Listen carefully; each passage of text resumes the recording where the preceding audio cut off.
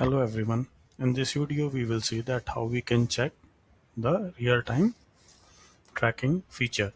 Once you're logged in into your CRM, click on the FSM. Under FSM, click on real-time location.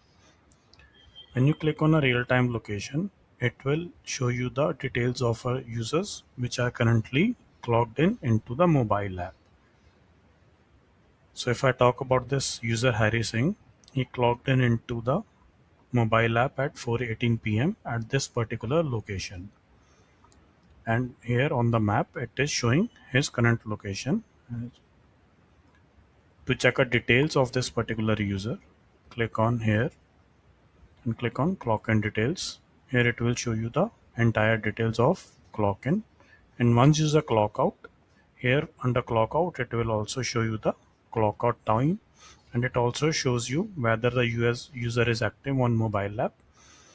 It shows you active, and if it's not active it shows as a idle status here. Thank you.